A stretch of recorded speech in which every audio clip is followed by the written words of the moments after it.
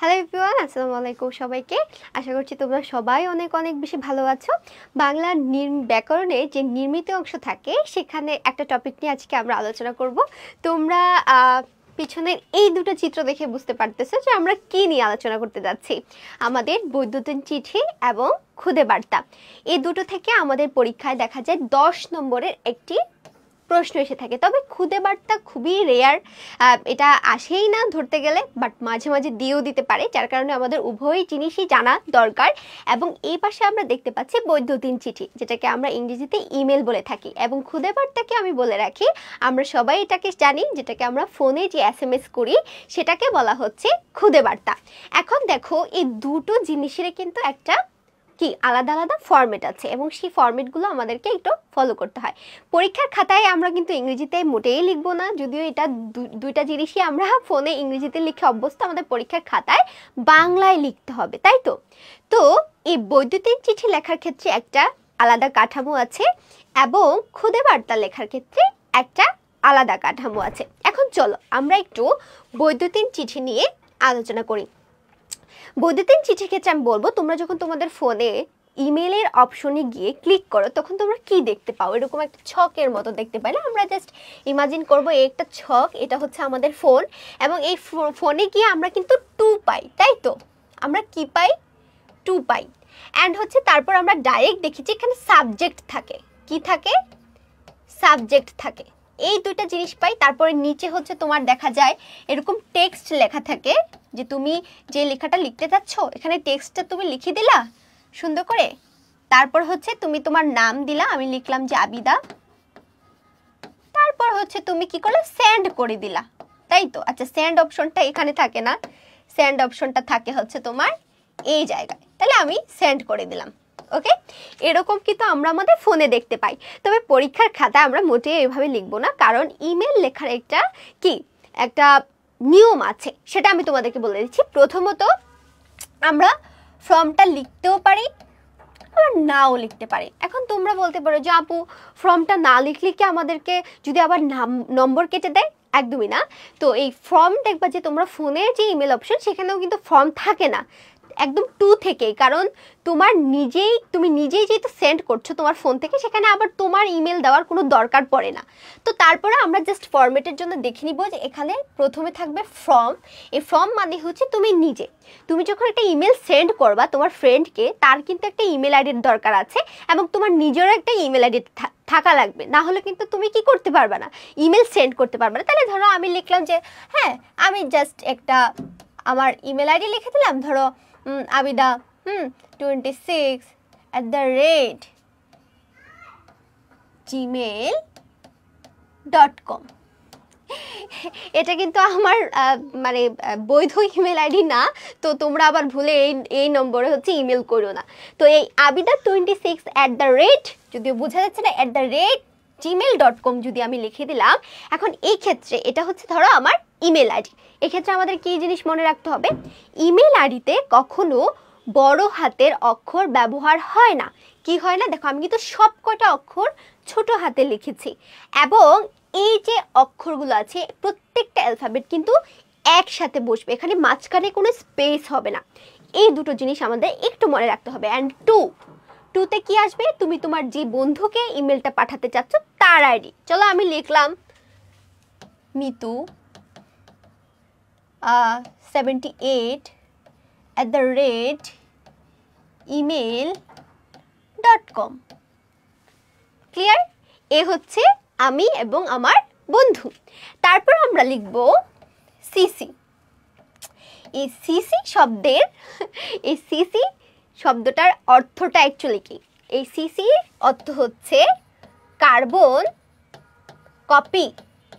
দেখো, আমি আমার বোনের বিবাহের যেই তোমার নিমন্ত্রণ পত্রটা, সেটা আমি একসাথে আমার অনেকগুলো বন্ধুকে পাঠাতে চাচ্ছি।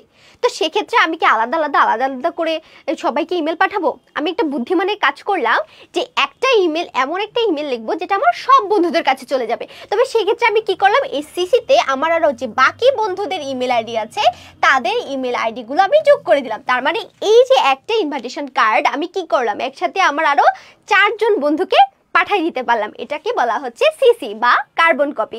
এবং আমরা লিখব বিসিসি। বিসিসি মানে কি? বিসিসি মানে হচ্ছে blind carbon copy. Carbon copy এটার মানে কি? এই যে দেখো, তুমি একই কার্ড যে সবাইকে কপি করে দিয়ে দিলে, এটা যদি তোমার অনেক ধরনের ফ্রেন্ড থাকে না, একটু সেন্টি কার্ড যে তুই তো আমার আলাদা করে দাওয়াত দিস নাই, তুই তো সবারটা আমারে পাঠাই দিস, তো তোমার ওই বন্ধু যেন বুঝতে না পারে, তখন তুমি কি করলা? বিসিসিতে তাদের আইডিগুলো যোগ করে দিলা। তখন কি হবে? তুমি যে একই ইমেল সবাইকে পাঠাচ্ছ, তারা কিন্তু কেউ কারোটা জানতেই পারবে না। তো সেক্ষেত্রে ব্যবহার হয় বিসিসি। অ্যান্ড দেন আমরা সাবজেক্ট লিখব, অর্থাৎ বিষয় কি। যদি তুমি কোনো বিবাহের জন্য কাউকে দাওয়াত দিতে চাও অথবা বনভোজনে যাওয়ার জন্য দাওয়াত দিতে চাও, তাহলে তুমি শুধু লিখে দিবা বনভোজন। এরকম লেখার দরকার নাই যে বনভোজনে যাওয়ার জন্য তোমাকে কি নিমন্ত্রণ জানাচ্ছি, এরকম ভাবে দেখার দরকার। জাস্ট মূল টপিকটা, অথবা তুমি জাস্ট এভাবে লিখতে পারো নিমন্ত্রণ। ক্লিয়ার? এই সাবজেক্ট কিন্তু তুমি চাইলে ইংলিশেও লিখতে পারো, বাট আমরা বাংলাই লিখবো নর্মালি, বাট চাইলে তোমরা ইংলিশেও লিখতে পারো। অ্যান্ড টেক্সটে কিছু লেখার দরকার নাই। প্রিয় উমুক, আমি লিখলাম যে প্রিয় মিতু। তারপর তুমি কিভাবে তোমার বোনের বিয়েতে দাওয়াত দিবা সেটা তুমি সুন্দর করে লিখে দিলা। এটা যেন আবার চিঠির মতো লম্বা না হয়ে যায়, কারণ ইমেল সবসময় কিন্তু কি এক পৃষ্ঠার ভিতর লিখতে হয়। সবাই মাথায় রাখবে, ইমেল সবসময় এক পৃষ্ঠায় লিখতে হয়, 2 পৃষ্ঠায় যেন কখনো না যায়। সেটা যত বড় ইমেল হোক, হয়তো দেখা যায় তুমি তোমার কোনো প্রবাসী বন্ধুকে তুমি তোমার এলাকা সম্পর্কে জানাতে চাচ্ছ, এখন এলাকায় তো অনেক কিছু থাকে, তার মানে তো 2-3 পেজ লিখতে হবে, এমনটা করা যাবে না। এমন কিছু ইনফরমেশন দাও যেটা মানে পড়লেই তোমার বন্ধু তোমার পুরো এলাকা সম্পর্কে জানতে পারবে। তাহলে সেক্ষেত্রে আমরা কি করব যে একটু ছোট করে লেখার, যত সংক্ষিপ্তভাবে তুমি তোমার মনের ভাবটা প্রকাশ করতে পারো।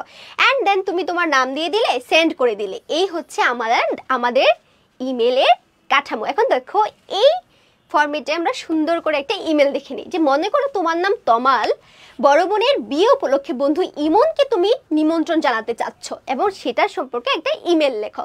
তখন তুমি যে আমি বললাম তোমরা ফর্ম দিতেও পারো অথবা নাও দিতে পারো, কোনো সমস্যা নেই। ফর্মে তুমি তোমার কি, আমি আমার ইমেল আইডি লিখে দিলাম, হ্যাঁ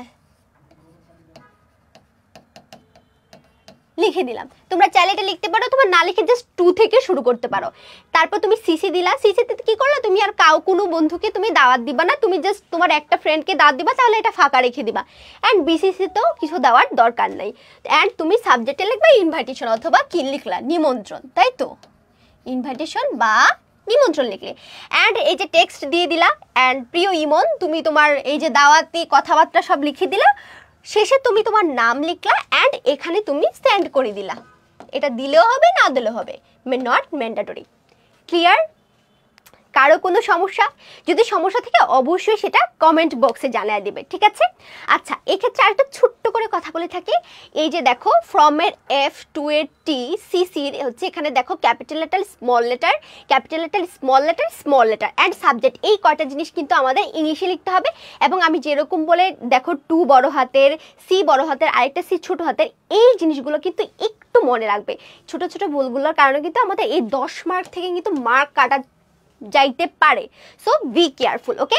এখন চলো আমরা আমাদের কোথায় চলে যাই? আমরা আমাদের খুদে বার্তা বা SMS এ চলে যাই। এই খুদে বার্তা বা SMS এ 5টি অংশ থাকে, খুব ইজি। একটা হচ্ছে তুমি প্রাপককে পাঠাইতেছো, মানে যাকে পাঠাবা তার নাম্বারটা লিখবা 0155 অ্যান্ড ব্লা ব্লা ব্লা। প্রাপককে পাঠাই দিলা, অ্যান্ড তারপর তুমি কি লিখলা? নাম, অর্থাৎ তুমি যাকে পাঠাচ্ছ তার নাম। তারপর হচ্ছে মূল অংশ, কি পাঠাইতে চাইতেছো সেটা লিখলা। তারপর হচ্ছে প্রেরক। প্রেরক মানে কি? তোমার নিজের নাম। তারপর আমরা লিখে দিলাম কি? সেন্ড। এই 5টা অংশ আমাদের কিসে থাকে?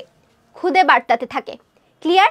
এখন এই 5টা অংশ দিয়ে চলো আমরা সুন্দর করে দেখে নিই একটা ফরম্যাট কি হতে পারে। বাংলা নববর্ষের শুভেচ্ছা জানিয়ে বন্ধুর নিকট প্রেরণের জন্য 5টি বাক্যের একটি খুদে বার্তা লেখো। দেখো, প্রশ্নটা কিন্তু ভালো করে পড়বে, যেহেতু 5 বাক্যের বলে দিছিস, তো তুমি 5 বাক্যেরই একটা কি লিখবে? SMS লিখবে। তাহলে সেক্ষেত্রে কি বললা? তুমি যদি চাও এখানে প্রাপক লিখে তুমি 017 ডট ডট ডট দিতে, অর্থাৎ তার নাম্বারটা। কারণ আমরা ফোনে যখন SMS করি আগে কি করি, নাম্বারটা বের করে তারপর সেখানে গিয়ে আমরা লিখে সেন্ড করি। তো এই ক্ষেত্রে আমরা প্রাপকে আমাদের বন্ধুর নাম দিয়ে দিলাম, তারপরে বন্ধু অমুক, তারপরে তাকে আমি কি করলাম, নববর্ষের শুভেচ্ছা জানালাম 5 বাক্যে। শুভেচ্ছা জানিয়ে সুন্দর করে আমরা কি করতাম, ঈদের সময় যখনকার আমাদের স্মার্টফোন অ্যাভেলেবেল ছিল না, তখন আমরা কি করতাম, ফোনে মেসেজ করে সবাইকে পাঠাইতাম, তাই না? ঈদ মুবারক পাঠাইতাম, নববর্ষের শুভেচ্ছা পাঠাইতাম। তো সেক্ষেত্রে তুমি এরকম ছোট ছোট উক্তি বাক্য এগুলো আমরা কি করতাম, কার্ডের ভিতর লিখে দিতাম। তো এভাবে তুমি সুন্দর করে তোমার বন্ধুকে কি করতে পারো, একটা খুদে বার্তা পাঠাতে পারো। নেক্সট তুমি তোমার নামটা দিয়ে দিলে, আমি লিখে দিলাম যে এই যে আবিদার নাম লিখে দিলাম, অ্যান্ড কি করে দিলাম, আমি সেন্ড অপশনে ক্লিক করে তোমাকে সেন্ড করে দিলাম। এই ছিল আমাদের মোটামুটি খুদে বার্তা এবং বৈদ্যুতিন চিঠি লেখার নিয়ম। আশা করছি তোমরা সবাই বুঝতে পেরেছো। যদি কোনো কিছু না বুঝে থাকো অবশ্যই কমেন্ট বক্সে জানাবে। সবাই ভালো থাকো, সুস্থ থাকো। আল্লাহ হাফেজ, আসসালামু আলাইকুম।